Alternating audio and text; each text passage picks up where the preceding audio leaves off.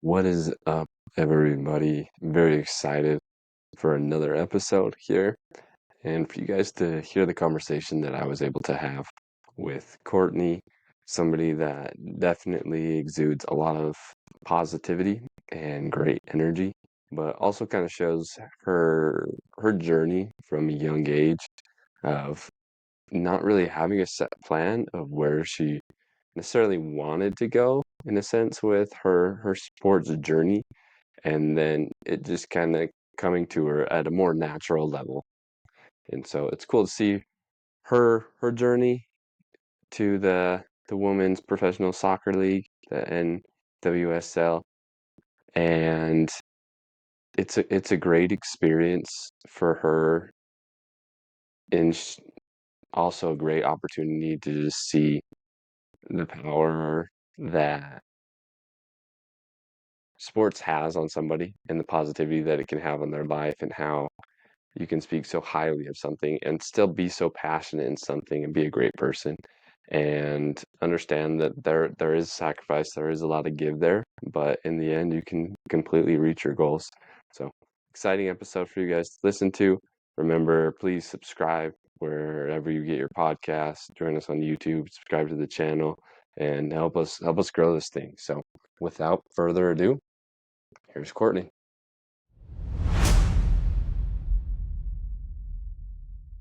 Welcome everybody out to another episode over here at Sojo. Very excited for our guest today. We have Courtney Brown, and Courtney is a professional soccer player over here in the States, but over for Washington. Thanks for joining us on the show today, Courtney. Thanks for having me. I'm excited to talk. Yeah, this will be really fun, and I think it'll be cool to have your perspective, especially someone that's currently in the sport, playing, doing what hopefully they love, but getting to just understand your journey and hear a little bit more about your insights in that. So tell us a little bit about your current situation and where you're playing, maybe a little bit more about how long you've been there, a little bit. Yeah, so I am playing for the Washington Spirit right now. The team is located in Washington, D.C. I just got drafted here in January from University of Utah, so I played 5 seasons at the U. I got my undergrad in accounting, and then I went on and got my master's in accounting, and I graduated in December, got drafted here in January, and I've been here since January. I've been loving Nice. it. I've never lived away from Utah until now. The Very cool. East Coast is very, very different, but it's a really cool place to be. So I'm really enjoying my Sweet. time right now. Nice. So drafted, just got transplanted to a whole new life, whole new place. So now playing professional soccer, let's, I guess, take a chance to rewind and kind of understand how you got there. So, was soccer always your go-to sport, or how did kind of sports start for you in your life? So I think sports in general have always interested me. My parents signed me up for everything that they could from, when I was a young age. I think soccer was my first sport. AYSO, I think you can sign up at what, age 4? Yeah, yeah. So I played AYSO. I remember being on teams and I would score so many goals for my team that they would make me switch to the other team at halftime and score goals for the other team so that the other team's kids didn't feel so bad. And so I guess I guess soccer has brought out the competitive side of me since I was a young girl. Yeah. But I did play like basketball. I played t-ball. I ran track in junior high and high school. I just loved anything athletic, really. Yeah. Yeah. I've just always been drawn to physical activity. I like to work out. I like to run. I like to obviously play sports. So it's been a good career path for me. Oh, that's cool to hear. And as far as, so AYSO, maybe four when you started playing soccer, whatnot, switching teams. So when that all started, was it, you said your parents signed you up for all sorts of different sports. Did you have other siblings that played sports? You just kind of followed in suit? Were your parents big athletes themselves? What's kind of like the family dynamic behind that? Yeah, I mean, my parents played sports growing up. My dad played basketball and baseball. My mom ran track. She's always been a big runner my whole life. She played soccer too and volleyball. Yeah. And then my older siblings that also played soccer. I had a sister play lacrosse in college. My older brother played football in high school and he did track as well. My younger brother played soccer, ran track. So we really bonded over sports. Like that was a Yeah. huge part of our family dynamic. One of us was always running to practice and coming home late from travel trips, and that Yeah. was just how it was in our family. That makes sense. So it's kind of the culture there. Would you say, do you feel like you were forced to play sports, or do you feel it was kind of a decision? Like if you were to say, hey, I don't want to play soccer this year, or I don't want to do any sports, how would that have been taken by your family?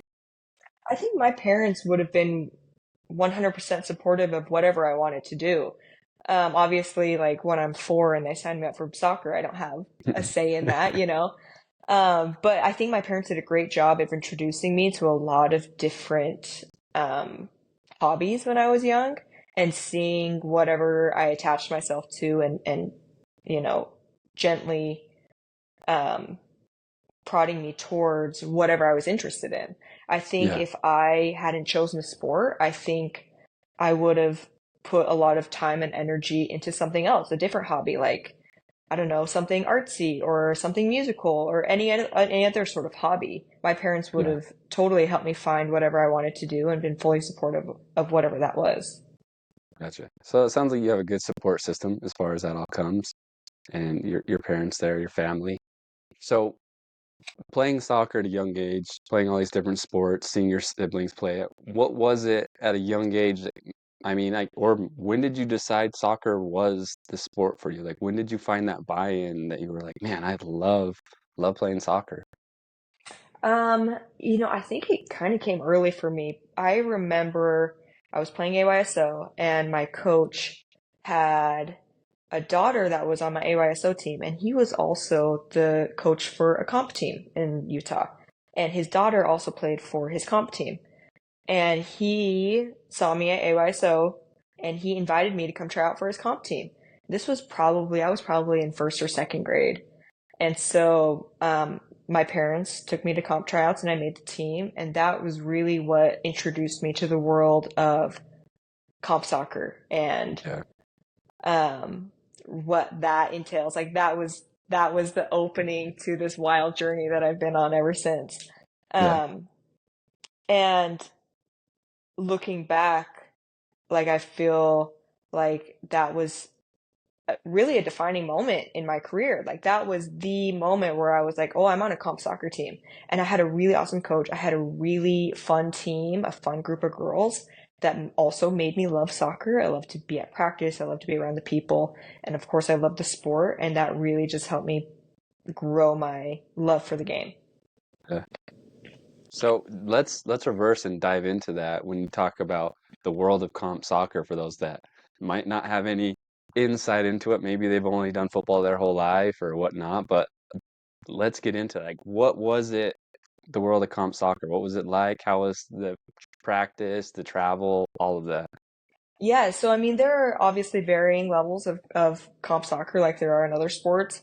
And I was lucky enough to be on teams that were really talented. We had some really talented players. At one point, I was on a team and where every single one of the players on my team was committed to a D1 college.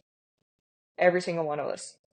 And so, like, I was very lucky to be surrounded by like very athletic people, very athletic girls, but also great coaches.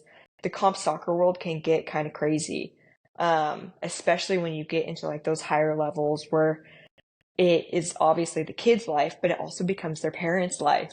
You hear about the soccer moms, you hear about the soccer moms, and that is it's funny, but it's true. Like some people are so involved in their sports or in their kids' sports. Um, but with soccer, like as I got older, Mhm. I was playing in tournaments that were far away. So I'm traveling a lot. I'm missing a lot of school. I'm missing school dances. I am missing lots of social activities. Like it really just started to consume my life. And in the moment, I didn't even care. Yeah, I just was like, I want to play soccer. That's what I love to yeah, do. That's what I like to do. That's what I want to do. I'm going to college for it. Like I am full throttle on the soccer game. Okay. And I guess I didn't really realize what I was sacrificing at the time. And now looking back now that I'm older, I can more fully see like, wow, I missed like multiple proms. I missed all sorts of dances. I missed like birthday parties. I missed my brother coming home from his mission because I was playing soccer. Like, what? And at the time it just was that's how it was. I was always at soccer. Yeah. I mean, that's so thinking back at it, looking back at it, would you have changed anything though? See, yeah, that's where I'm conflicted is because I'm like, I wish I was there for those moments, Yeah. but I also don't think that you make it to a professional level without a high level of commitment. And of Yeah. course, there are much more important things than soccer in this life, but you do have to have like almost a crazy level of commitment to Yeah. elevate your game and to get opportunities to play at high levels. Hmm. So I don't know. I don't know that I would have changed it because it's obviously gotten me here, and I'm super grateful that I'm here. Yeah. But I do realize that, wow, that was a lot of sacrifice. And I think I like your perspective on that because I think too often people look at the past and they're like, man, I really missed out on some of these moments, different key things. But at the same time, you're happy with where you are. Like your current spot, it's not obviously the end goal in your path and everything you're doing, but you're so happy with where you are, on your team, your whole situation that's hard to be like if you change something, you tweak something, how would that affect it, Right. the whole path, everything from there later on. So it's interesting though when you think about all the things that you missed, all those, do you feel like those around you understood? Or do you feel like you kind of got viewed differently because you were missing all of these different moments? No, I think within my family understood, and I think within my soccer team, of course, my soccer team understood because we were all in the same boat, right? Yeah, yeah, Um, the friends I had, my friends were very supportive, and they had just grown up with me being so involved with soccer that it was normal. It was normal yeah, for me to not be able to do things on the weekends, for me to like miss, going on a weekend trip with them or whatever it was. It was just normal. And I was lucky to be surrounded by people who were supportive of the soccer because yeah, if they weren't, I honestly don't know how I would have felt. Like it probably would have been pretty conflicting for me because obviously I wanted to have friends, I wanted to have these relationships, but also like I love soccer and I yeah, really, ever since I was young, I've really wanted to play at a high level. And so yeah. thankfully the people around me were really supportive of me pursuing those goals. Yeah, I think you bring up a good point too, talking about the conflict that you might have had in the sense of, I mean, it's already hard enough going through, junior high, high school, friends, there can be different cliques, different groups, all of that. And then on top of it, now you're feeling like you're missing out on these opportunities because you're playing soccer, you're doing all of that too. So how important was it to have a friend group that did understand that? And I guess let me double up on this question. Were all your friends athletes themselves or not? Yeah, I mean, it was super important. And my friends were all, I would say they were all involved in something, whether it was sports or whether it was like cheer or dance Yeah, or something musical. So they all had, I guess, some level of understanding of like, this is a commitment. I've made these commitments. Like, this is something that I like to do. Like, they could all relate to that in some sense. yeah, Um, and I think that's important for most kids to have, right? Is it's important for them to pursue hobbies and to pursue goals. And so I obviously was surrounded by these friends who had not similar hobbies, but similar experiences. And that hmm, was what helped me continue down the path was, oh, my friends understand. Like they get it. This is normal. This is what I do. This is just yeah, how it is. yeah. No, I think that's cool to see that you had a group that could support you at that level, even if it wasn't, soccer or whatnot. They could relate to you, and I think that is a big component to have, and maybe something that other people don't, or maybe why they don't get to where they want to be because they're not surrounded by those people that understand. Like if you Hmm. were always feeling challenged by your friends, like, hey, why don't you come hang out? Like, why don't you just miss a practice? Why don't Right. it starts to derail you, and then you're more in conflict than you feel supported. So I think that's a great point that you pull out. So going back to the comp soccer aspect, how many hours do you feel like you were putting in between practice and then between, traveling to games and such? Oh, that's a good question. See, by the time I was in high school, I was practicing Monday, Tuesday, Wednesday, Thursday. We got Fridays off, and then we played Saturdays, and then sometimes Sundays. And so if we had a travel trip, we would travel usually on Friday. Travel trips were usually Friday, come home late Sunday night, which is, I mean, that's a pretty big commitment for a high schooler, or Yeah, I mean, any age, really, even in college while you're trying to do school. Like, that's a huge time commitment. Um, but I loved it. Like, I loved that life. I loved doing it. By the time I was in high school, our parents had stopped traveling with us, and we would have like a team mom or a team dad, and we would all just meet at the airport. The team mom or dad would be in charge of us for the weekend so that our parents yeah, didn't have to come and take off work and, spend a lot of money getting hotels and flights. And then we would just fly as a team, fly as a group, play the games, take care of business, and come home, be ready for school the next morning. yeah. How many girls traveled on these trips? I probably had 18 on my comp teams, and we would Yeah, all travel. They traveled yeah, everyone.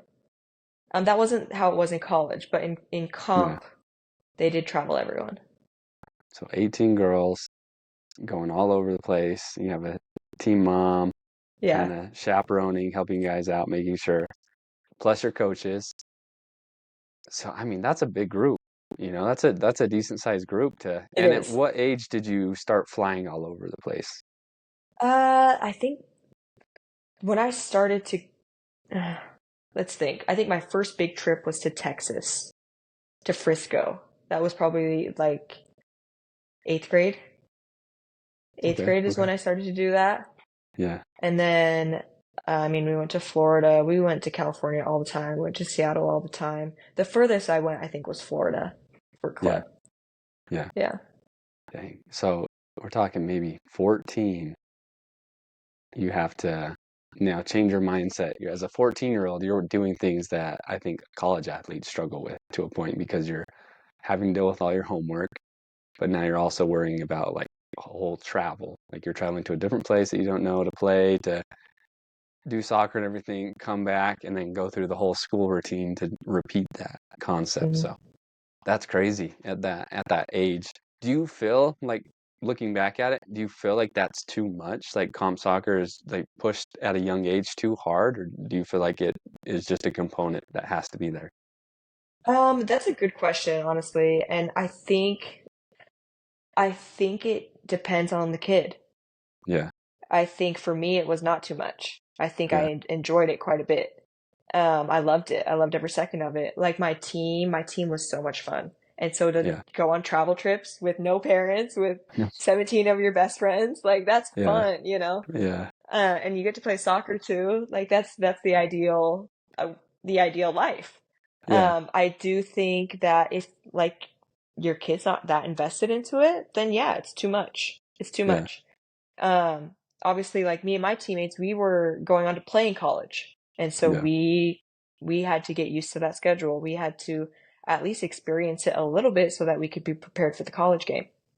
No, that makes sense. Um, so like, I mean, if the kid's not that interested or doesn't really see a future with it, then yeah, maybe that's too much. I mean, that's a fair point.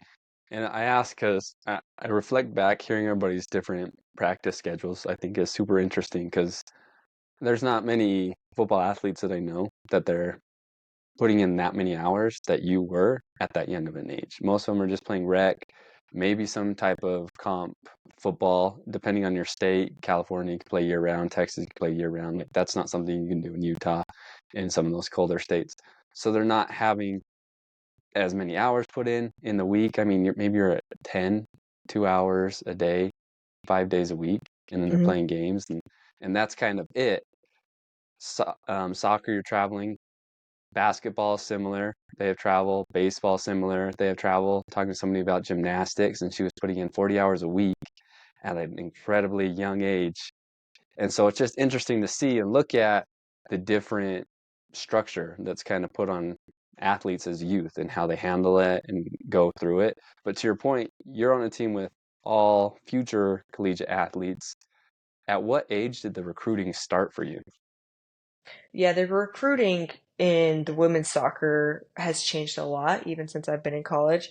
But when I was going through the recruiting process, I think I started getting recruited when I was in eighth grade, like the summer before eighth grade, probably. Yeah, yeah, Pretty young. And yeah, since me being in college, the rules have changed now where you can't really recruit players until their junior year of high school. But I did not have those rules. I yeah. committed when I was, let's see, I think I committed right before, oh, I committed in ninth grade to University of Utah. So I'm like 14 years old. I don't even have a car. I don't even have my license, and I've just committed to college. I mean, I had no idea. I had no Yeah, idea what I was doing. But in the moment, I of course thought I did. yeah, I think that the recruiting changes, at least in the women's soccer, has really helped because a lot of my friends who went into Utah with me, we had a class of 8 freshmen. By the time I graduated, I was the only one left interesting. because they had either quit or transferred out. Yeah, And so now where kids are recruiting later, I feel like maybe they have a better idea of how they will handle being away from home, how they will handle college, what kind of program they want to do in college too, because that's also important, yeah, what you want to study. Um, so I feel very lucky that I picked well when I was 14. I yeah. don't think that happens, or that didn't happen very often. So I was one of the lucky ones. So, I mean, obviously you're in the same program as your friends and you did great in your program, got to where you are because of it. Did you feel like you were tied to that commitment long term? Like there was no way you could get out of it even if you wanted to go somewhere else? Like how did that commitment feel at such a young age and then kind of working your way up through high school? Yeah, I mean, the commitment, it was funny because I didn't really have like an older sibling who went through the recruiting process. I didn't really know older players who had gone through the recruiting process very well, so I couldn't really ask them like how to navigate it. Yeah, Um, as far as like changing schools, not that I ever wanted to change schools, but I didn't even know yeah, that really you could do that until I was probably a junior in high school, so I'd already been committed for years by then. Um, but I really did feel a strong tie to Utah. I remember going on, I was recruited by BYU too, and I remember going on a visit to BYU, and it was about the time that I was thinking about committing to them, and I just felt so sick. I felt so sick to my stomach the whole time I was on campus. And then yeah, the next week, I went on a visit to Utah and felt so much better. I felt so at ease. I felt so at peace. And so I went with Utah. yeah, And thankfully that worked out for me. yeah. I mean, and that's a big deal because for you too, I mean, BYU has is a strong program in women's Right, soccer. they Like are. that's a big program. So to be recruited by them is pretty prestigious. Like that's a big honor. And then you're just like, I'm gonna go with Utah, which no hate on Utah, but they're not Right, seen as like a BYU, correct? right, So I mean, that's a big deal for you. And also, I mean, you talk about your brother on a mission. I mean, there's got to be religious ties too, as far as right, in-state BYU and things like that. So for sure. how'd you kind of like navigate? I know you said you felt better at Utah, but what was it like the navigating between BYU, where I think a lot of people probably felt like you should have been pushed to, and then you ended up at Utah? Yeah, I mean, I honestly, my thoughts, I don't mean to make it very this talk religious, but I had really prayed about it. Like, Yeah, Heavenly Father, please help me, you know? yeah, no, Please yeah, help me. And then I went on my visit and I felt terrible while I was there. I felt like obviously BYU was a very successful program and for I sure. felt like they made me feel like I should be, I'm so lucky that they're even considering me, rather than Gotcha, me being the gotcha. commodity. Yeah, Whereas at Utah, it was like, oh, we are so happy that you're here with us. Like, let us show yeah, you what we have to offer for you as an athlete and as a student. Whereas BYU, I don't know, it felt funny. Like, it felt yeah, like, oh, you should be so grateful that we're considering you, you yeah. know? It was weird. I mean, that's fair. And I asked too, not even to get too much of religion, but because I had a really good friend of mine, she running track, she was getting recruited by BYU, but she felt like when she went there for her recruiting trip, it was more of, hey, I'm just another number. I wasn't Oh, anything interesting. special. And then ends up going and signing and having an awesome career at Weber State. But it was just so funny that same kind of mindset of like I didn't feel like I was something special. It was just like, hey, Yeah. you're just another athlete kind of coming in.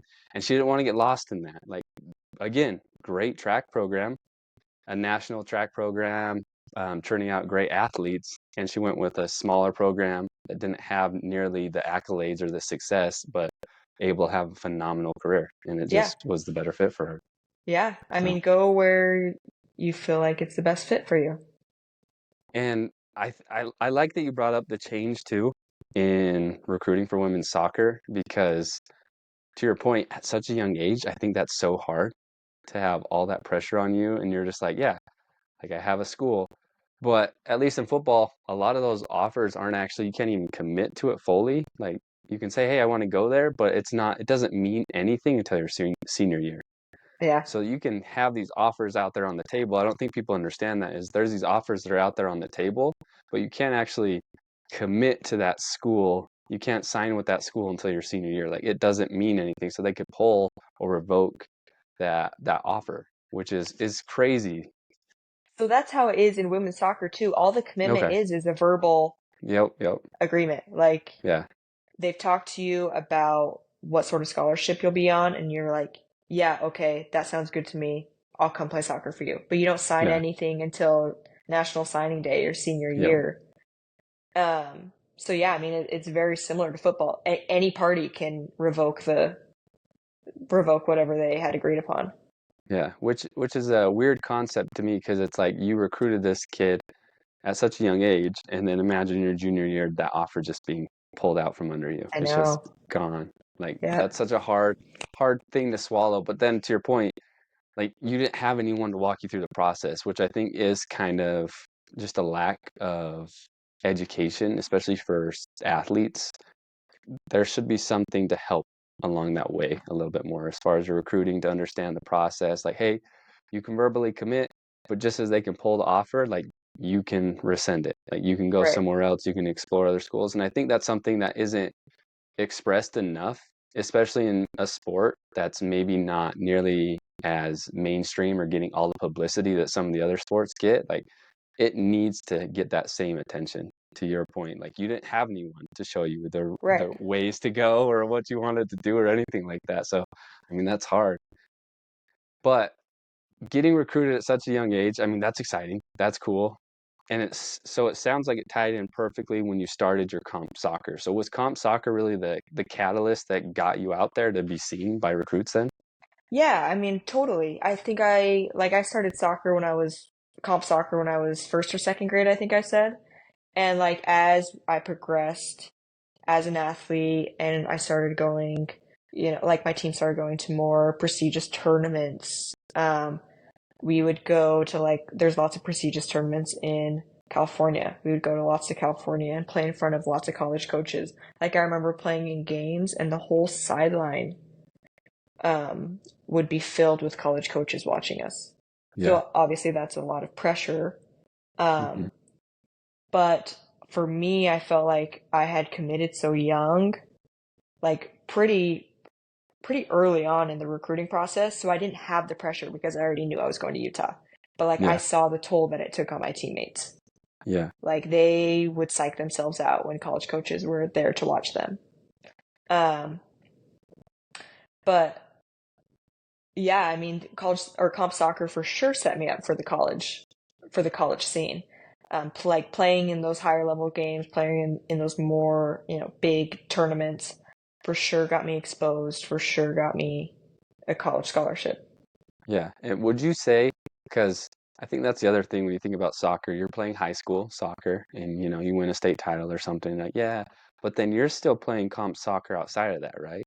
Uh, Like you're still doing a whole lot. So would you say your teams though that your comp teams are way better than what you played with as far as like the high school level? Yeah, high school soccer in Utah, I don't know if it's this way in other states, but in Utah, it's funny because the level is not super great. Yeah, And I know like a lot of other sports, kids will get recruited from their high school team to go to college, yeah, but that's not how it works for women's soccer. yeah, Um, my college coaches, when I was getting recruited, frankly told me like, we don't care about high school. Like you yeah, should be starting on your high school team. You should be scoring lots of goals in your high school team because the levels really yeah, it's not super great. So yeah, my comp team was where it was a little more serious, a little more competitive. yeah. That's kind of the vibe I was getting. It doesn't seem like, honestly, too, you're recruited so young, you're already being watched. It doesn't sound like you get into soccer and you're just playing soccer growing up and then you play at the high school level that's the way to get in these doors. Like you have to Yeah. be doing so much more outside of high school. High school is like a Yes. baseline. You're just, yeah, you should be Yes. starting, you should be doing it, but that doesn't mean anything. Like let's see the competition at a higher level. Right. High school was more for fun. I didn't even play high school my junior and senior year because, Really? Oh, wow. yeah, because I was trying to get ready for college. And I was playing in a program called the Development Academy. And if Yeah, you played in the academy, you couldn't play high school sports because the academy season ran through the high school season. And so you couldn't play on both at the same time. So I was like, well, I'm going to play for the academy because it's supposed to be a higher level. It's supposed to help me prep for college better than high school is. yeah. No, that makes sense. So, I mean, in that regard too, soccer's kind of like it's a little different, but kind of like baseball. I feel like the best baseball players don't necessarily even play at high school because they're trying to play at a higher level. So someone will even skip that and go play in junior colleges and stuff and just go straight to the MLB draft. Yeah. And so I'm going to assume the same thing in the soccer world.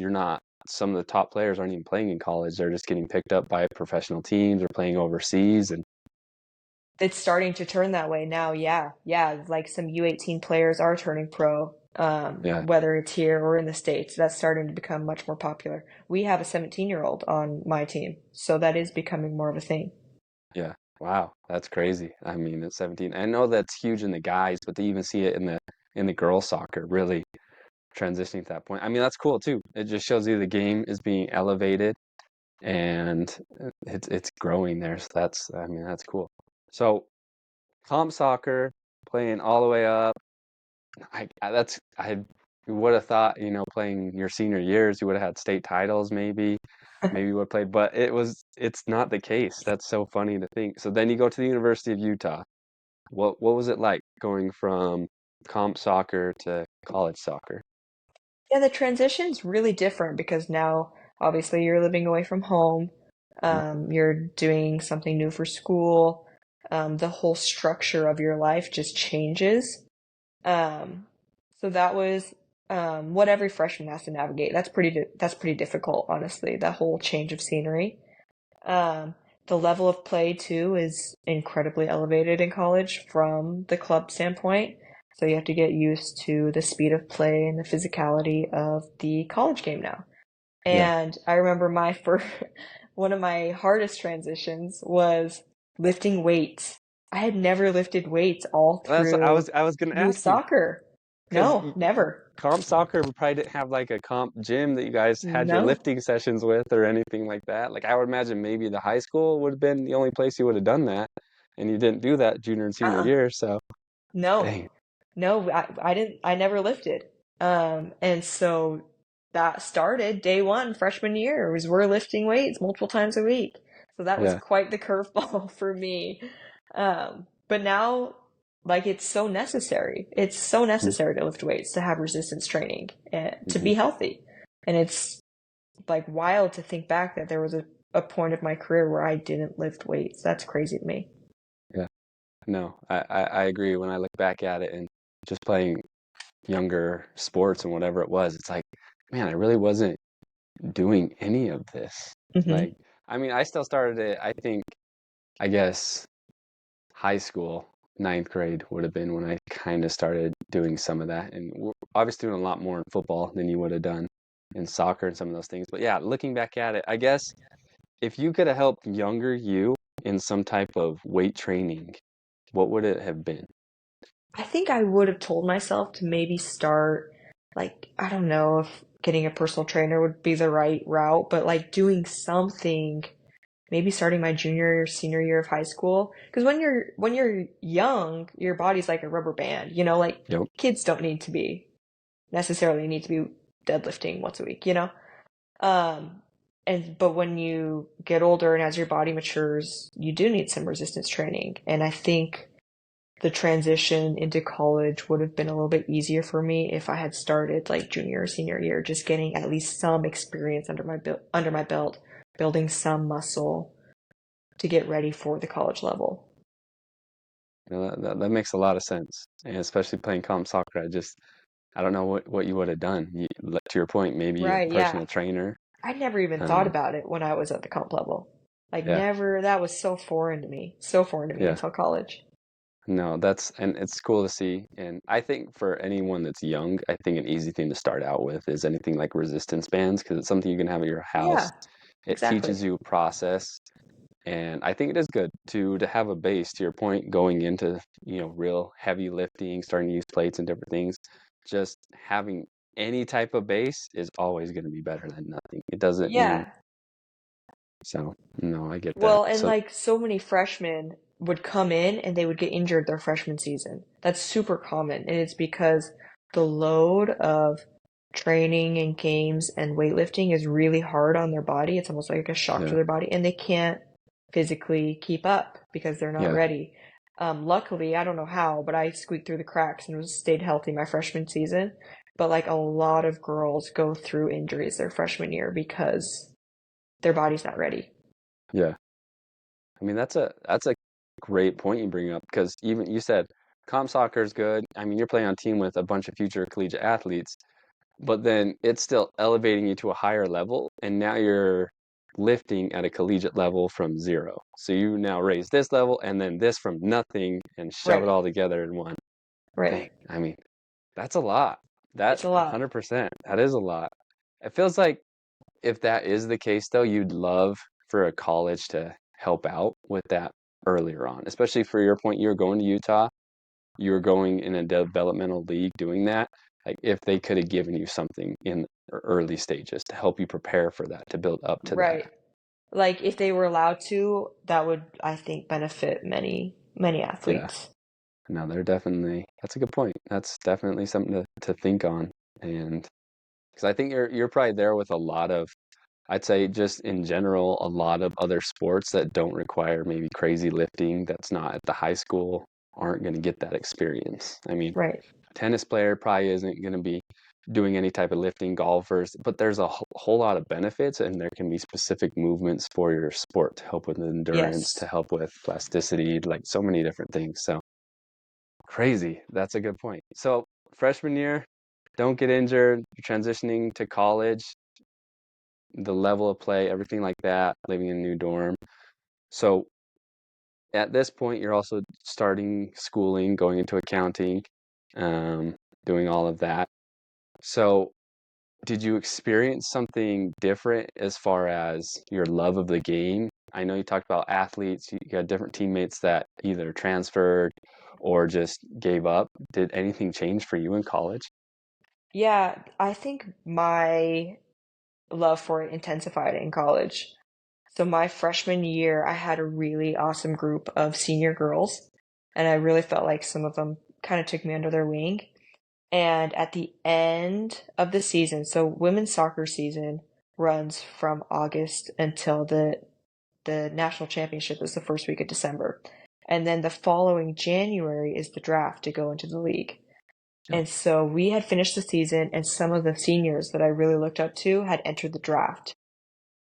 And that was where I kind of got introduced to women's professional soccer and started to realize, wow, this could really be a reality for me. If I really want to pursue being a professional athlete, that's something that I could do. My coaches are connected.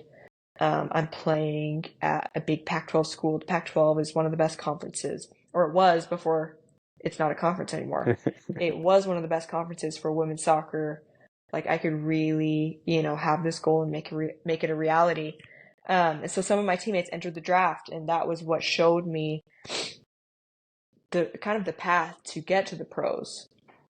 And ever since I had seen them go through that process, I almost recommitted myself to soccer. Like, I want to train individually in the off season. I want to like be the best athlete that I can be so I can continue to progress and make it into the professional level. Yeah. I mean, that's cool to hear because I think a lot of people, to your point, it either intensifies, you kind of meet the challenge, or it just becomes so much that you've been doing it for so long. I think that's where the burnout does happen for a lot of athletes. So I guess what kept you, I know you said you fell more in love and some of your teammates burned out. So what do you think the big switch difference was between you and them? I've thought about this a lot, and I think um, I had a really great experience in college. Some of Yeah. my friends who went to other schools did not have a great experience in college. And if they didn't like their coach or if they didn't like their teammates, then they associated that with not liking soccer, and it burned them out or made them want to quit or transfer. Another thing is I feel like my parents and my family never pushed any sort of pressure on me, I guess. Like, I Yeah. had teammates whose parents, I mean, you always hear about kids' parents who would like get mad at them on the car ride home from the game Yeah. because Yeah. Yeah. they mess up on plays. My parents were never like that. They were never like that. Like, of course, we talked about the game, but they never got mad at me for playing bad. Even if Yeah. I did play, I knew I played bad. I didn't need my parents yelling at me, telling me I played bad too. My Yeah. parents always were super supportive of me. My family was always super supportive of me. That in college, when I decided to really kind of ramp up my commitment to the game, they were all for it. And they were like a safe space for me to grow as an athlete, because they'd never gone mad at me for my performances. Yeah. My performances aren't, they don't care about my performances. They care about me as human. And I think my teammates or my friends who had burned out had parents that had put so much pressure on them. Parents that had yelled at them after games. We're like, isn't that so silly, Yeah. And I think that the pressure just got too much, and it wasn't fun anymore. It wasn't fun Yeah. when you went home on Sunday night and at your family dinner, you're, you know, getting yelled at for your soccer game. That's dumb, right? Yeah. And so I think parents and family supporting me through really helped me stay on track to doing what I wanted to do. Yeah. No, I love everything you said there. And I think you hit, especially the point that you said they just treated you like a human. And I Right, think that's a huge thing for anyone listening to this is too often we just see athletes as athletes and you forget about the person behind the athlete. Like once they step off the field, they're a normal person. They right, they want to be loved. They want to go get a Slurpee. Like they want to go do all the normal right, things in exactly. the world without being ridiculed. Like an athlete already is always going to be their hardest critic amongst everything they do. They know the mistakes they made, and if they don't, they're willing to go talk to a coach or something. And I love to the point you're talking about your parents because it doesn't sound like they were trying to coach you after a game. They were leaving the coaching to your coach, to the staff to handle Exactly. that. And they were just being your Exactly. parents. And that's what you wanted from them. You didn't need your parents to come at you and tell you different things. And to a point, obviously they can't. After so far, you get up in so many levels and Right. different Yeah. things. Like you just don't know things, and you know things, and it'd be weird. It'd be one of those moments. Like, hey, you should have done this. And you're like, yeah, I Like, should have done yeah, that. sure. So understandable there. But what would you say to? I mean, you said it. You had teammates that was their parents though that was doing that to them. So if you could speak directly to somebody's parents that's doing that, like what would you say to them to get them to stop or help them understand what they're doing and how it's ruining the athlete and not helping them? Well, I think like my friends who had parents like that, they committed to play college soccer because that's what their parents wanted them to do. Not because, and of course, maybe they did like soccer, but Yeah, they almost always burned out when they were at college and then ended up quitting because they didn't go to that level fueled by their own fire. They were doing yeah, it to please parents, you know, yeah, and and that's just like it's so hard as an athlete to have all of the pressures already from your coaches, from your teammates, from everything around you, from yourself too, to have your parents on top of that. Like that is I could totally see how that is just so crushing. So I yeah, think I would say to parents, like exactly how you said it, parents be parents, like coaches be coaches. And if your child is struggling with something in their sport, encourage them to go talk to the coaches about it. You know, playing time or anything, really. Like let the coaches be coaches. Encourage them to go to their coaches. That's why they're there. And just be the parent, be the support system. yeah. No, I love that. I love that. Just being the support system, because at the end of the day, that's what they need to come back to. That's what they, Right. and to the point, I mean, you hear about all the traveling you've talked about. And so I'm sure a lot of these parents are putting up a lot of money. I mean, it's not cheap, to travel on a comp soccer team, all the money put in to play on a developmental team. So it has to be crushing to a point to put all that money into an athlete, into your son, your daughter, and they get to college and they're just like, hey, I'm done. Like, Yeah. I'm just so I lament with the parents there because that's a lot. But at the same time, I feel to your point, that's probably something that didn't just happen in college. It's been building and it was never discussed, Yeah. never Yeah. I mean, talked I about. totally see the parents' point of view. Like that is a huge sacrifice that they make to pay for their kids' comp sports. But I Mhm. think that there's more value to comp sports than getting a college soccer, or not a college, but a college scholarship. Yeah, Like the lessons that your kids learns being on a team, having commitment, having resilience, bouncing back from bad losses, bouncing back from bad performances. Like there's a lot of soft skills that essentially you are paying for your kid to develop through sport yeah, that, that's probably worth it. yeah. No, Even if they didn't absolutely. make it in college, those skills and those lessons and the relationships that they built, that was a really valuable experience despite them not going on into college or going on beyond college. Yeah. And it's so cool to see because this is stuff I've studied, things I've learned myself through coaching, through education, different things I've done. But to hear an athlete that's at the professional level be able to say these exact same things, say it's not just getting to the professional level, it's not just getting to college. Like if it's high school and that's it, like you still learn so much and you get it. Right, Sports is a classroom in and of itself. It's right, a whole extension from what you might learn in the classroom, education wise, to be an accountant or whatever it is. You're still learning all these unique soft skills that you're not learning in the classroom, that you're for not sure. learning elsewhere. So, I mean, your determination, you're resilient, all those different attributes that you have come from the sports that you have, your hard work, your buy-in, your commitment. Like that all comes from your path in soccer, the things that you've done, even the aspect of seeing your friends leave soccer and get out of it, like making you even more tied into, hey, this is for me. Like I'm bought in for myself, not because of my parents, not because of my friends. Like I'm here because of me.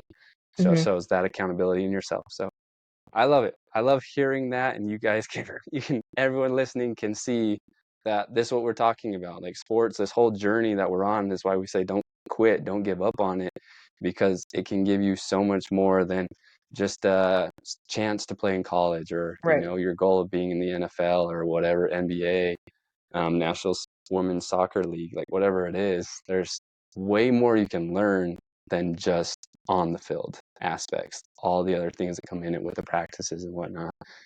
So I think it's cool too. It sounds like you had an awesome team, you had good coaches, so you didn't have some of those distractions maybe that some people might say, or I like your tie-in that they associated teammates and bad coaching to soccer and not loving soccer, and it might have just not been the right fit. You go to a different program and you find something that works for you, like that's great.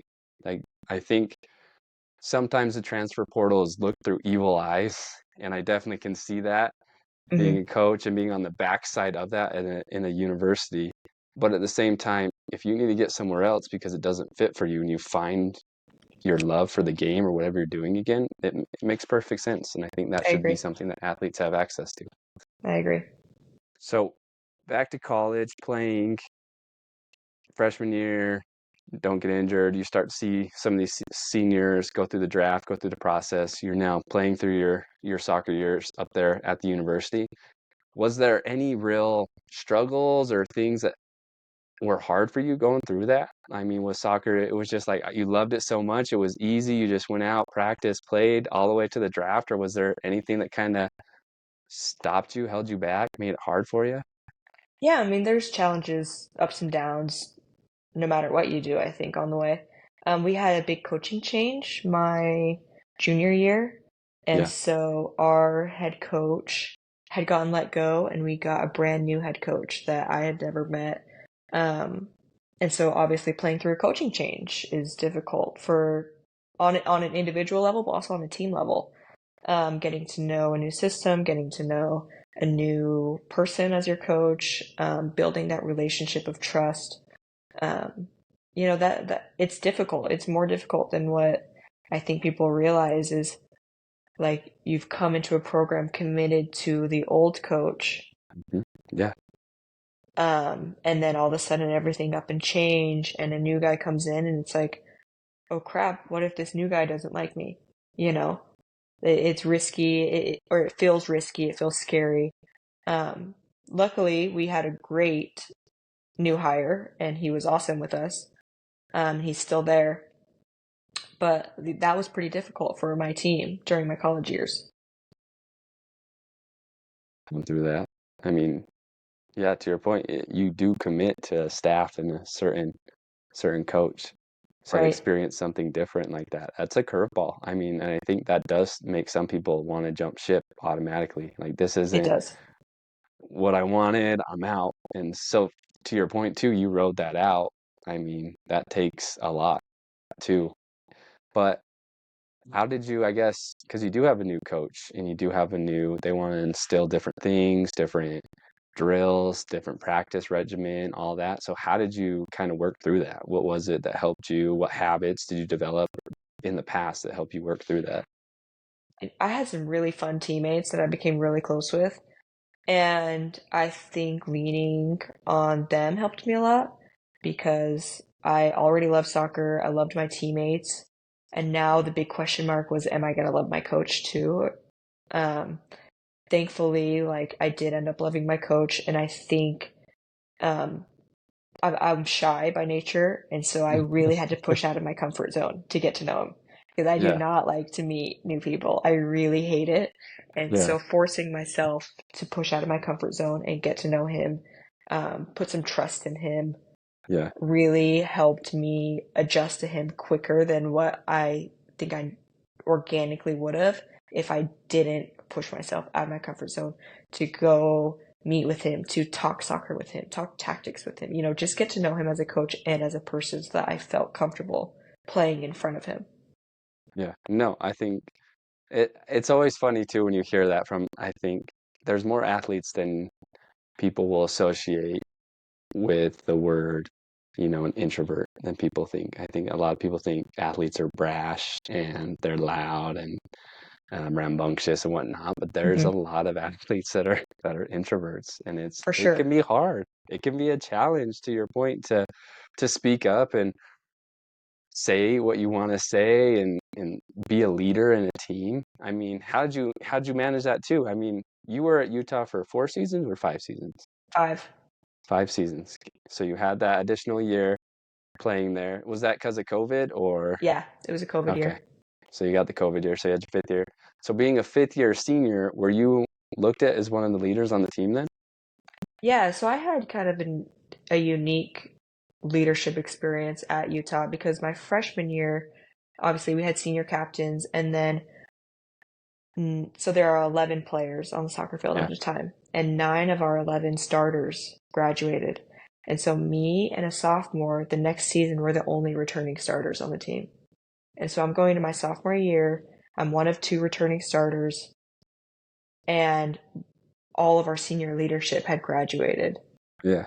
And like I'm pretty young, right? Like, not super mature yet, but they put me on the leadership council because they Yeah. didn't outright give out captain bands because we didn't Yeah. really have anybody who was sticking out. And so they made a leadership council. And so I was on the leadership council. They helped me grow and develop some leadership skills there. And then my junior, senior, and fifth year seasons, I was a captain. Yeah. And that's a lot of work. Being a captain is a lot of work. Like, that's no joke. I don't know if people realize how much goes into being a captain, especially at a college level, um, where you have a lot of like young freshmen who are coming in and experiencing college for the first time, life away from home for the first time, trying to get them to gel with the fifth year seniors who are doing their masters, getting that whole, the two ends of the spectrum to just gel together. Also Yeah. managing like a dry season, whether your team's going to have a dry season or not. That's pretty hard, especially with younger players who want to come in and experience the college life, you know? It's like, well, what are we going to do about alcohol consumption? Lots of other things like housing. Housing is so difficult. Like, Yeah. are you living with teammates? Are you not living with teammates? Is it a good idea for you to live with your boyfriend? Like trying Yeah. to help teammates navigate these situations. And then also running summer trainings. So in women's soccer, before August 1st, your coaches can't be in much contact with you. They can't run trainings, no drills, Yeah. whatever. And so a lot of times the team will have a standard to come in like a month before season starts August 1st. So we'll be here right after the 4th of July, or we would come in right after the 4th of July. And then I would be in charge of running training sessions for that whole month for my Yeah. team. Like Yeah. it's a lot of work and keeping track of the gear, keeping track of all the girls. Lots of work, right?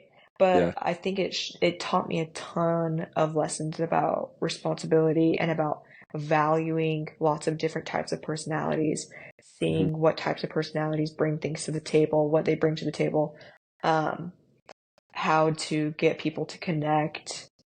It was a great experience, but like I won't lie, it was a lot of work. Yeah. Yeah. No, I think that's cool too because you talk about it. I mean, 3 years as a captain is to their point in and of itself. Just being captain on the senior year is a lot of work, but then you did it for 3 seasons.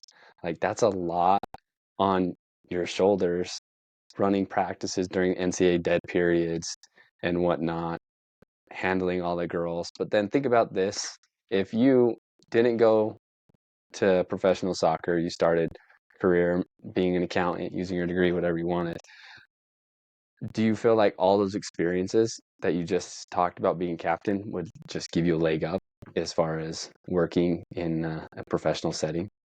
Oh, for sure. I think when I was at Utah, they would always tell us that, oh, employers always want to hire student athletes. They always want to hire student athletes. And I thought that that was just something that they told us because they Yeah, felt bad because all of our time was consumed by our sport and school. So none of us could go get work experience.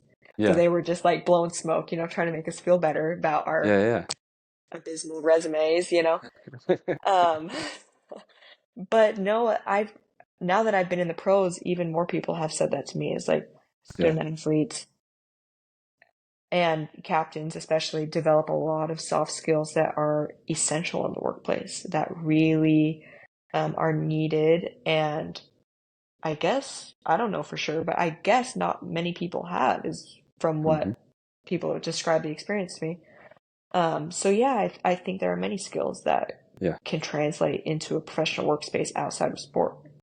yeah. And I wanted to throw that out you just because it, to your point, I think a lot of athletes do hear that, like, hey, people want to hire college athletes, different things like that, but it's also understanding why. Now you understand why you have value. So when you're in a meeting after you finish college and you're in those meetings with employers, it's important to understand like, hey, I led a team and this is why I would be a good asset here to work for your company. This is why I've been a leader. I've done this stuff. I've scheduled things out and you've done a lot of what seems like simple and remedial tasks but other people haven't done it.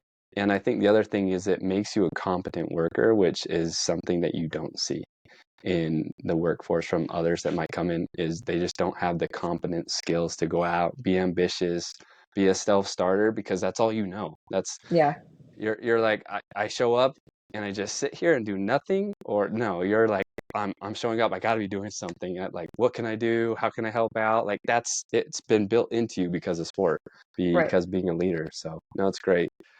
And again, being a captain and being an introvert, like, that's a cool concept in and of itself, right? Yeah, there was a lot of growth that had to happen there. Like, I really had to learn how to have difficult conversations with Mm, people because that is a necessity on a team. You have to confront conflict. yeah, And you have to do it in a way that is beneficial to the team and productive rather than distractive um or or in a way that makes the player feel like you're tearing them down. Like you really have to walk that line very well. And being someone who is maybe a little bit more introverted, like it required a lot of growth from me to have those types of conversations. yeah, no, absolutely. And I think, and you can tell me if I'm right or wrong here, but I think you also have the skill of being an introvert. I think sometimes people think the loudest voice in the room knows the most, but a lot of times, if you know, you don't say anything. Like you just kind of keep to yourself and you're quiet. But being an introvert, you can relate to that, and so you can see those type of people and reach out to them and be like, "Hey, like, what do you think it is, or what's your opinion?" And then you get something that no one else even thought about because of that mindset that you have. For sure. For sure. So, so now going up, let's jump to the played your seasons. And as far as that goes, played all your seasons at Utah. Now you're in the draft, going through that experience. Tell us a little bit like how that is. Lead up to the draft, that experience, and then like kind of getting to where you are now. Yeah, so my fifth year, my fifth season, we had some really unfortunate injuries. And so I ended up playing out of position. And I was really Okay. nervous about that because I was like, I'm about to go to the draft, my Yeah. last season, and I'm not Yeah. even playing my position because we had to cover. Like we So had what to was your switch things primary up at the lineup. position? So I was primarily an attacking mid in Okay. college. Okay. And then during my last season, I was playing a lot of center back, a lot of outside back, and a lot of holding mid, which is more of a defensive midfielder. Yeah. And I didn't feel like, I mean, obviously that those aren't my strong suits. They're not my position. And so I felt like, oh, I'm not showing my best self and I'm about Yeah. to go to the draft. Like this feels really risky. Thankfully, I still ended up getting drafted to the Spirit. I think a lot thanks to my coach, who was really great about reaching out to teams about me, really great about making connections for me, um, and going to bat for me essentially. So leading up to draft day, um, teams that were interested in you, they would a lot of times do what they would call a culture call.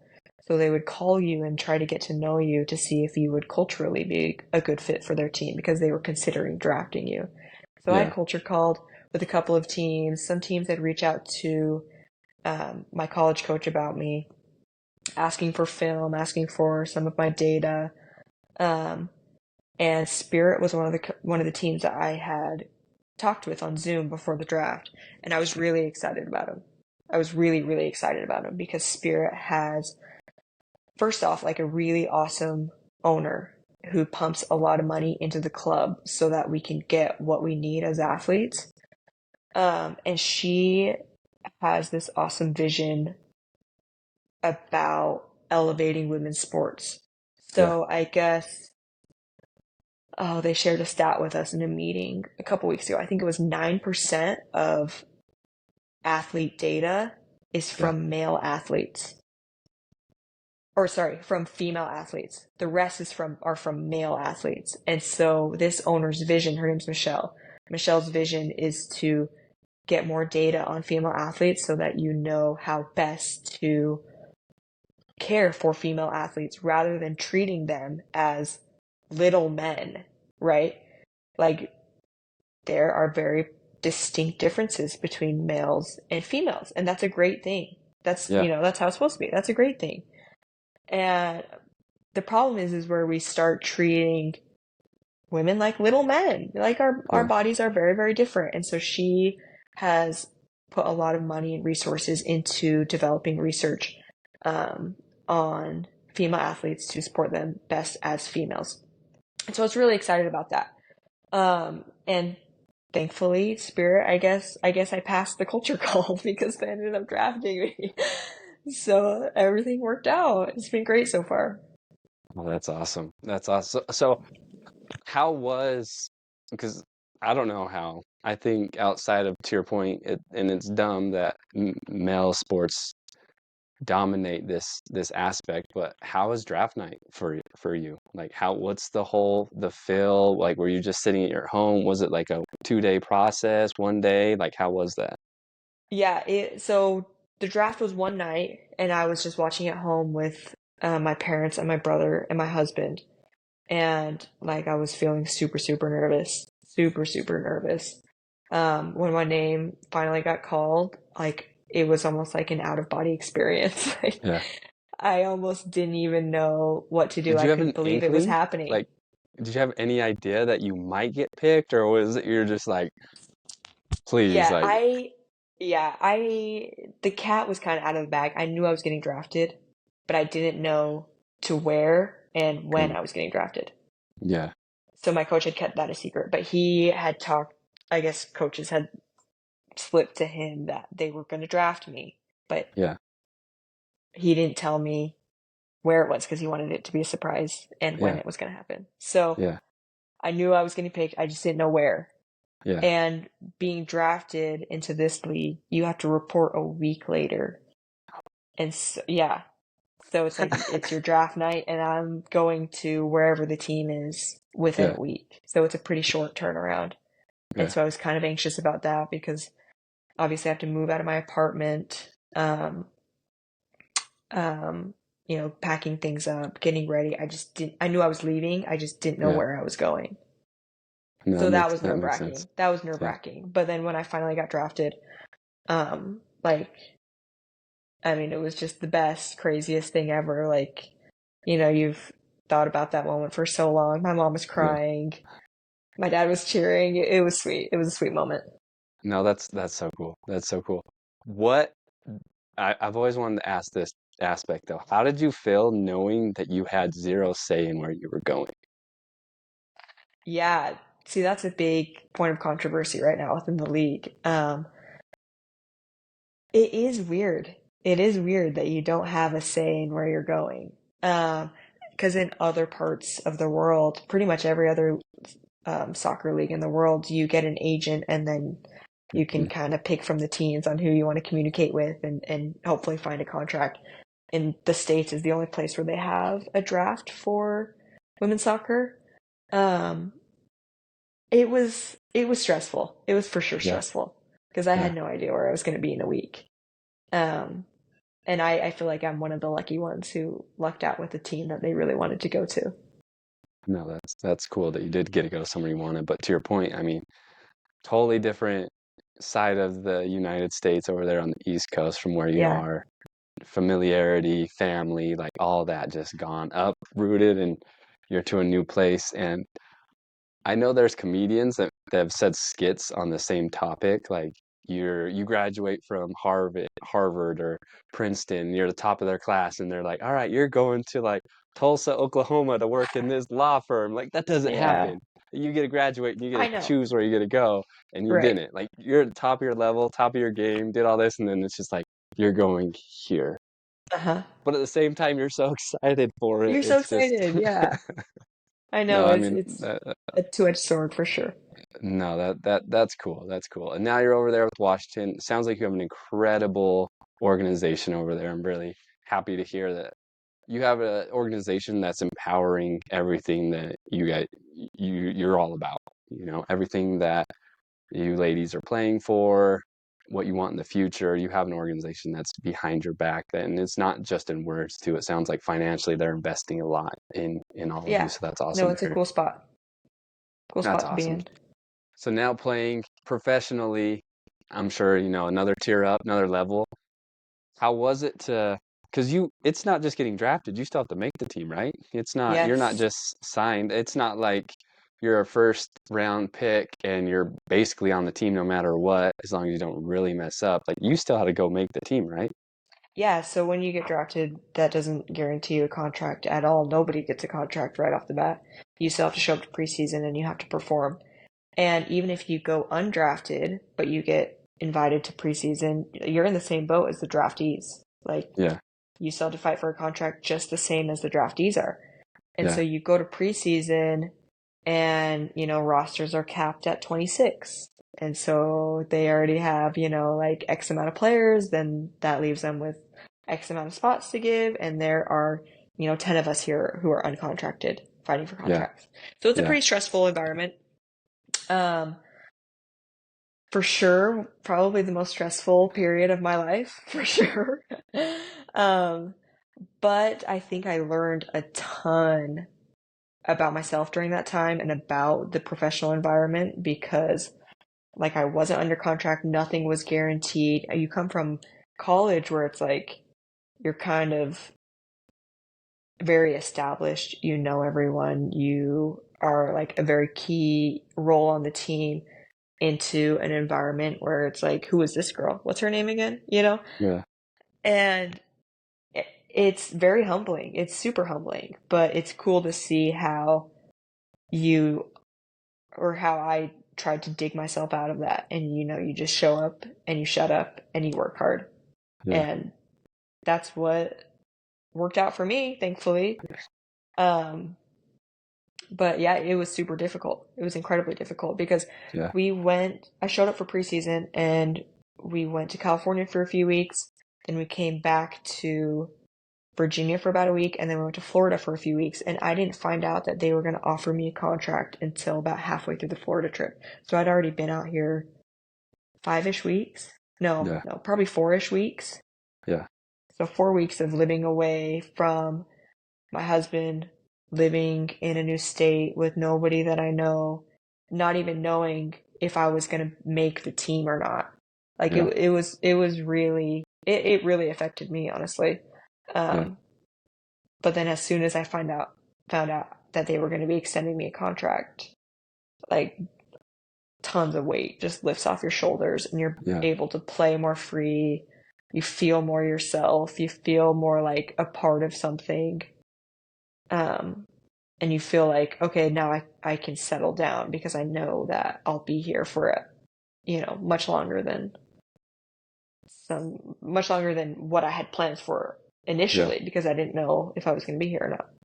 yeah. I mean, that's crazy too, to the point you're uprooted without knowing, even if you're going to stay there 4 weeks, you're Mhm. like playing it week by week. And to your point, I mean, it's stressful. How do you manage that mental aspect? I mean, that's a lot of stress. Like you could say it's a lot of anxiety building up inside of you. Like, how did you manage that? What gave you the tools or resources to manage that? Yeah, it was a lot of anxiety. It was a ton of stress. I remember like just feeling it, physically feeling it, like, wow, this is the reality that I'm in right now. Um, I think what helped me a lot was I tried to befriend people around me. I tried to make friends with the girls on the team. I tried to get to know the staff better because I had learned in college with that new coaching change, like, I need to get out of my comfort zone. I need to get comfortable with the person that I'm uncomfortable with because then I feel better. Then I Yeah, feel, you know, like I have a relationship with them. I trust them. I don't feel so nervous to play in front of them. So I really tried to get out of my comfort zone and befriend the girls, befriend my teammates, yeah, and try to get to know my coach so that I wasn't so nervous in front of him, in front of my teammates. Um, and yeah, I mean, that's totally what helped me get through that yeah. period. No, that's awesome. You didn't run up to the owner and just say, "Hey, keep me, sign me. I No, promise right? I'll be Oh best my decision gosh. ever." Oh my gosh. Can you imagine? Oh, that's awesome. That's awesome. So playing now, you made the team. You're experiencing your first professional season. Has it been everything you dreamed of? Yeah, I mean, it's been pretty sweet. It's a really, Yeah, really awesome gig. Like I can't complain. Lots of my teammates are like players that I've watched for a really long time, and so it's cool that I am now on the same team as them. I interact with them every day. They're my friends now. Like that's almost mind blowing to me, you know? Um, like we have a really talented staff too. My coach, he just got here a couple weeks ago because he was the coach at Barcelona, and the Barcelona team is like the best. I mean, Barcelona is probably the best club in the world, Yeah. and the soccer there is so tactical. Like the soccer IQ is so high, and so to have him here now, have that Barcelona coach now coaching me, Yeah. it's pretty surreal. It's pretty Yeah. cool, and so it's everything. This rookie season's been everything I could have ever wanted and more. Yeah. There's one moment, and because I know about it, I want to point out, you have to tell me about the iconic first goal moment. Oh my gosh. It was so it was so funny. So we're playing Gotham. We're in New Jersey playing at Red Bull Yeah. Arena. And we start off the game kind of flat. And Gotham has us pinned back, and then probably 20-ish minutes into the game, we get a breakaway. I'm sprinting down the field. My teammate Croy has the ball. It's like me and her versus three Gotham defenders plus their goalkeeper. And she sneaks a pass through all the Gotham defenders, and somehow it gets to me, who's running free on the backside. And it was like I got the ball, I looked up, and it was like my vision, like tunnel visioned right to the near post. And I was like, I guess I'm kicking it there, and I just shot it right to the near post, and it went in, thankfully. And I was so excited. That vision of the ball hitting the Yeah. back of the net, like it's just burned into my brain Yeah. forever. That's Yeah. something I'll never forget, you know? Yeah. It was a really cool moment. And my husband was there, and his mom was there, and his brother were there. And then two of our friends from high school were there too. They had Yeah. traveled from Utah to New York to watch the game. And so it was pretty special that they had come all that way. And then I ended up scoring my first goal. That's so awesome. That's so cool. Like It was sweet. that moment, everything. That's cool. That's cool. And I think I saw a little social media video by your husband doing some wishing in a well or something on that. Yes. I Oh, don't yeah, you did see know. that? I So did see that. his I did see that. family, the people he was there with, his mom and brother and friends, they were at, I think, the Met Museum the day before. And I guess the popular thing to do is flip a coin into the fountain outside the Met and make a wish.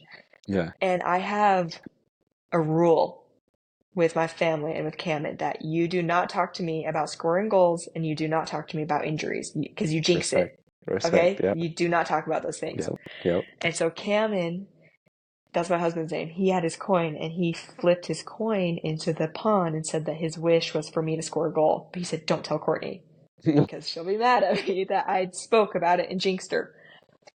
And then the next day he was at my game and I scored a goal. And so I had no idea that he had made that wish or that he had Yeah. said that. After the game, they showed me that video and it was so sweet. It was so funny. That's cool. That's cool. Shout out to the husband. Obviously, like 1% him, 99% you, but that's cool. Right, That's right. a cool moment. Yeah, he can take some credit for that. You know, more the wish or more all the years leading up to that moment, but that's Right. cool. That's Yeah, it cool. was sick. So now, I mean, you had an incredible journey, and it sounds like the whole time you've had an incredible support system. And I think it shows dividends to your upbringing, your parents just being that support system, great friends around you, and then really just putting your head down and being determined on your goal. But the cool thing I learned too from another coach is they stopped focusing on goals with his team. He's a head coach of a volleyball team, and his Hmm. whole thing is building championship habits. And you can read that in what is it, Atomic Habits too. Same concept. And it sounds like just with everything you did, your goal was always to play professionally, but you built that and made that happen through your habits, your dedication to not missing practices, your dedication to, I mean, going and playing at the University of Utah. Like you just saw all these different things through, you put in the work, put in the training, all that, and just shows those habits that you built. Like it's a really cool journey to kind of see it all through. So I appreciate you sharing it with us. I did want to shoot you some questions. I know Okay. there's a whole list. I'm not gonna give them all to you, but I do have a couple after having this conversation that I think are going to be really cool just to kind of hear your mindset from. Sweet, let's do it. All right, so let's jump on.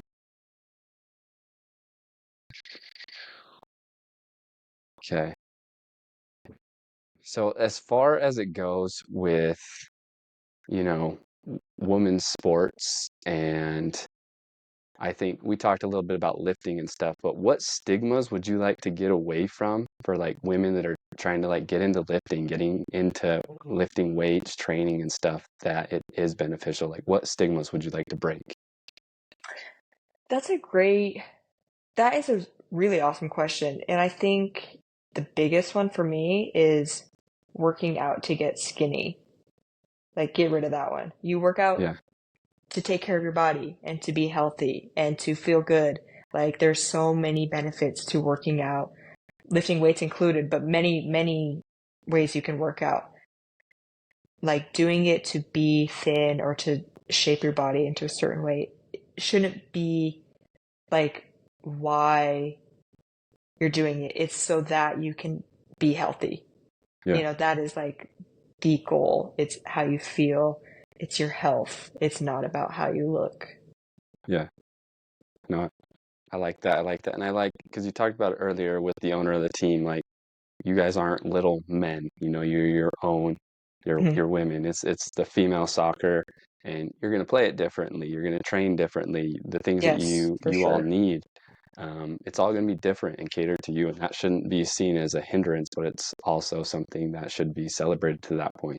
It is different, For and sure.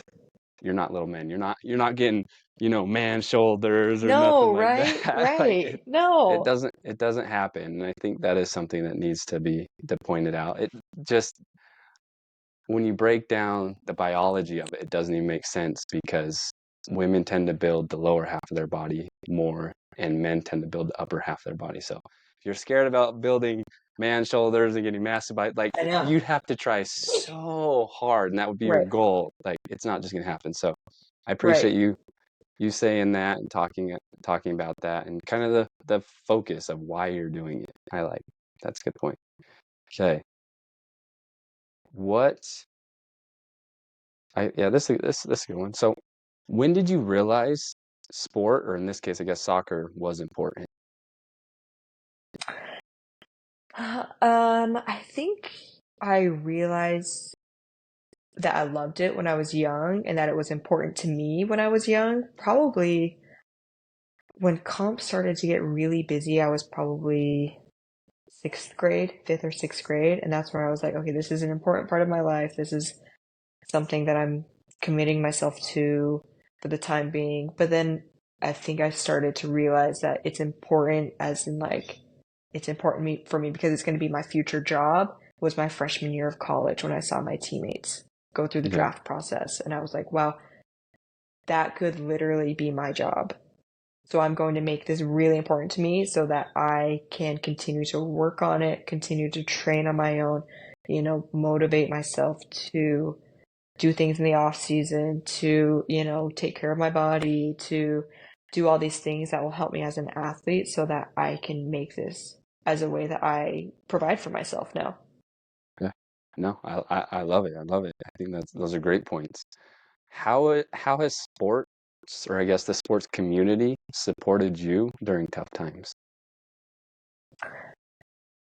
Yeah, no, that's a great question. So the sport community that I have always been involved in is obviously my soccer team. How has that community supported me? Um, I have been really blessed and have felt really lucky to have a ton of teammates throughout the years that I've really connected with and that I've become really good friends with. Um, and they've been real friends, like friends that will correct me when I need correction, friends that are there for me when I need help. Um, and I think about all the teammates that I've had and how they have helped shape me into the type of athlete that I am today. And I think their sense of community and the sense of belonging that I got from being on a team has also made me feel very comfortable as an athlete and feel like being on a team or being an athlete is something that I enjoy and somewhere that I actually belong, Mhm. which has also given me the confidence to pursue it as a professional. Yeah. No, I love it. I love it. So I appreciate your thoughts there and everything that you said. Last question is, how do you think sports can contribute to social change and community development? Wow. I think sports are a great way for lots of different types of people to come together and enjoy the sport. I mean, sports are important, but like in the grand scheme of things, if your team wins or loses, like it's not the end of the world. So with that being said, like, somebody from different sides of, say, the political spectrum, they can come together and enjoy a soccer game together. It's Yeah, just a common ground for people to find that they enjoy and that they can talk about, and bring people together because sports are a popular thing. Like they're fun yeah, to watch, they're entertaining, and lots of yeah. different people from lots of different backgrounds enjoy sports. And so it's a great way to connect people and to build relationships that maybe weren't or would be hard to build outside of being connected through a sport. No, I think you worded that really well, and just the unity that sports can bring is really cool to see. So that's really all we have. I'd love to hear your jersey. I wanted to give the last little bit to you. I don't know if you have any personal shout outs, anything you're doing, or any little tidbits of advice you'd love to give, young soccer girls, young women in the sport, anything like that. Just this is your time. Okay. Yeah, I guess my advice would be to just enjoy what you're doing. Enjoy the sport, enjoy your team, enjoy the journey. Um, because if you don't love it, you don't have to do it, and feel no pressure to step away if, you know, you want to pursue other things. Like, do what you love to do. As for a shout out, I guess I'll shout out my husband, Cameron, for manifesting my goal. I will give him a little bit of credit on it. Thank you, Cameron. No, that's awesome. That's awesome. And I love that you said that. Do what you love. Right, And I think that's a great kind of closing segment, because when you talk about everything you did in college, like you always talk, I had great girls around me and it was fun. Like you kept bringing up the word fun. And it sounds like something I've learned about is deliberate play, like deliberately finding fun moments within practice, within games to make it so it isn't a grind. It isn't just a grind, but there is enjoyable moments within it. Like if it's not fun, if your journey isn't fun and enjoyable, you're probably on the wrong path. You're for probably sure. doing something wrong. Because it should be. Like at the end of the day, if it's not fun, like you're missing out on something. There's For sure. something that's definitely missing there. So I appreciate it, Courtney. This has been an awesome, awesome discussion with you. I hope everybody else gets a ton of information, little tidbits and nuggets, because I think there was a lot of cool stuff there that was shared. So I appreciate it, and especially during your season, to give us a chance to talk to you while your team is on this Olympic break and before you guys go to play some more games there tomorrow. So I appreciate it. Everybody else listening, thanks for listening, and just remember, live Sojo. Thanks, Cooper. Thanks.